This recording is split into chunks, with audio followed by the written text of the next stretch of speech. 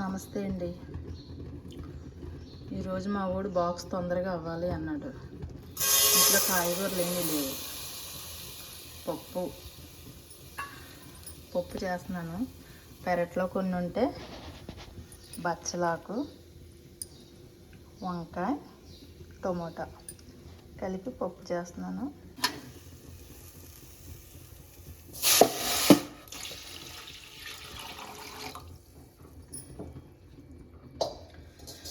ఈ పప్పుని ఏపక్కర్లొద్దండి. ఇది ఆల్రెడీ ఇంట్లో తయారు చేసుకున్న పప్పు అన్నమాట. సంవత్సరం నిలవ ఉండేలాగా ఇంట్లో తయారు చేసుకుంటాను. ఆ పప్పు ఉడుకుతుంది. ఇందులో మనం టమాటాకున్న ఈ ముసుగులు ఉంటాయి కదా, ఇవి తీసేసుకుని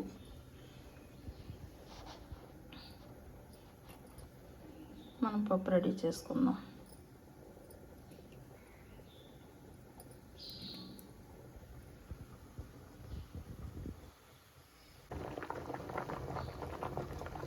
పప్పు చూడండి, దానా ఉడికేస్తుంది.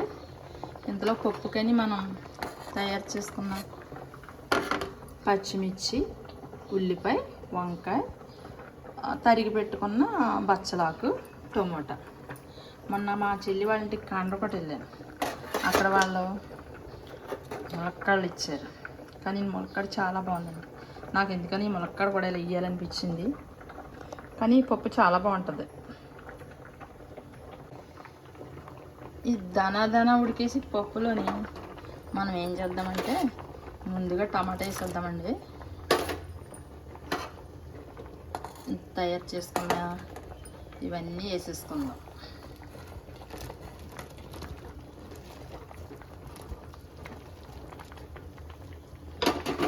చక్కగా ఇవన్నీ ఉడికిపోయిన తర్వాత తాలింపు పెట్టేసుకుందాము.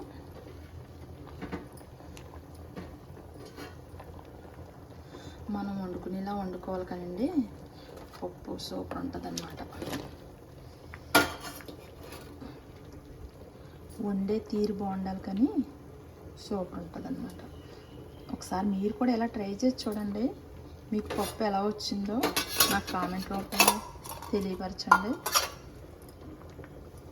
నేను పప్పు తయారు చేసిన తర్వాత తాలింపు పెట్టిన తర్వాత మళ్ళీ చూపిస్తాను మీకు.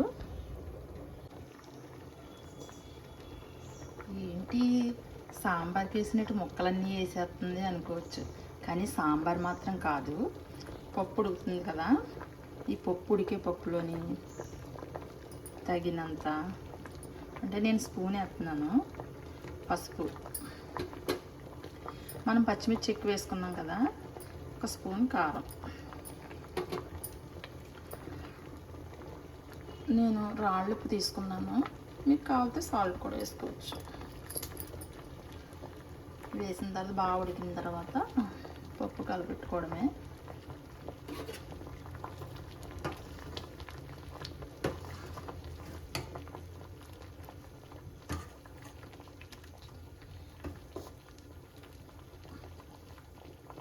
మనం దేనితోని కుస్తీ పట్టక్కర్లేదు.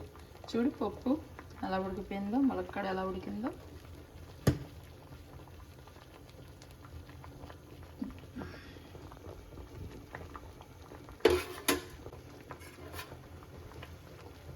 మనం వేసి ఐటమ్ ఇందులో పప్పులో వేసి ఏదైతే ములక్కాళ్ళు, వంకాయలు ఉన్నాయో మన ఇంట్లో పండినవి కాబట్టి ఈ వేసిన వెంటనే చక్కగా ఉడికిపోయినాయి. అదే మనం మార్కెట్లో కొన్న వంకాయలు కానీ ఈ టమోటాలు కానీ, మీరు కావాలంటే పెద్ద టమాటా వేసుకోవచ్చు. నేను చెర్రీ టమాటా వేసాను అంతే. మార్కెట్లో కొన్న పెద్ద టమాటా కానీ లేకపోతే ఈ ములక్కాళ్ళు కానీ, ములక్కాళ్ళు చిరిచేది వస్తున్నాయండి ఈ మధ్యన, కానీ ఈ ములక్కాడ అయితే చాలా బాగుంది. వంకాయ ఇవి పప్పులో వేసిన వెంటనే చక్కగా ఉడికిపోతున్నాయి. మెత్తగా వేస్ట్ అయిపోతాయి. నేను ఎందుకు ఇలా వదిలేస్తానంటే ముక్కల కింద మనం అన్నం తినేటప్పుడు చక్కగా రైస్తో పాటు పంట మీద పడితే ఉంటుంది రుచి, భలే ఉంటుంది. అందుకని నేను ములక్కాల బలంగా వదిలేస్తాను. మా ఇంట్లో అంటారు మెత్తగా ఉండొచ్చు కదా అనేసి. ఇవన్నీ కరిగిపోయేలా, కానీ ఇలా ముక్కలుగా ఉంటే నవిలేటప్పుడు బాగుంటుంది రైస్తో పాటు.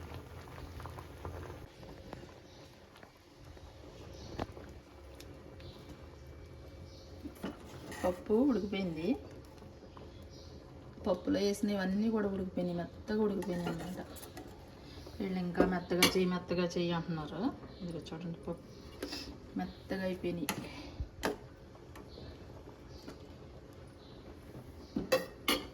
వెల్లుల్లి తాలింపుకి ఎండుమిర్చి, కరివేపాకు, ఆవాలు, జీలకర్ర. ఓకే, తాలింపుకి నేనైతే నెయ్యి వేస్తున్నాను. నేతి తాలింపు బాగుంటుంది అనమాట, అందుకని నేను నేతితో తాలింపు పెడుతున్నాను. మీకు ఇష్టమైన ఆయిల్ అయినా ఆయిల్, నెయ్యి అయినా నెయ్యి.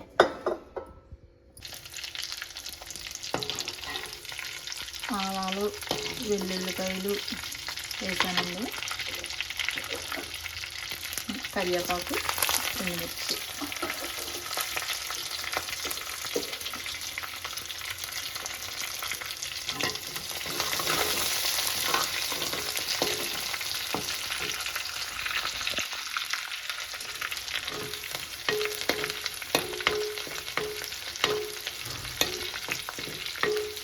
నేను ఏ పనన్నా ఈజీగా చేసేస్తాను, కానీ పప్పు తాలింపు పెట్టడం మాత్రం కొంచెం భయం. పప్పు అయినా, సాంబార్ అయినా, రసం అయినా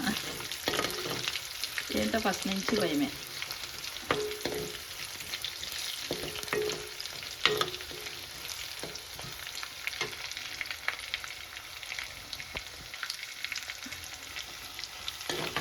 వెల్లుల్లిపై బాగా వేగాలి.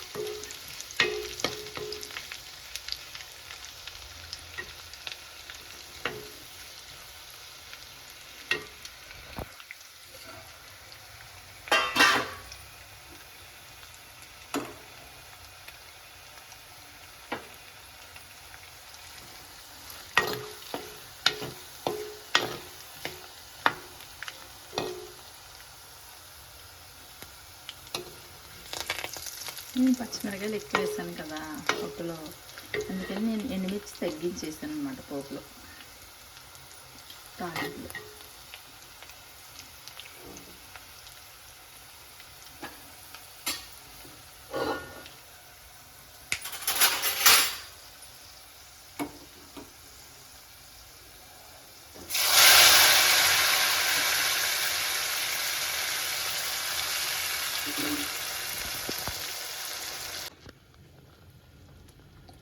పప్పు తాలింపు పెట్టేశానండి.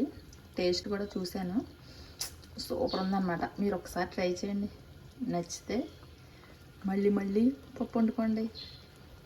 లేకపోతే నాకు కామెంట్ రూపంలో పప్పు ఎలా ఉందో తెలియపరచండి.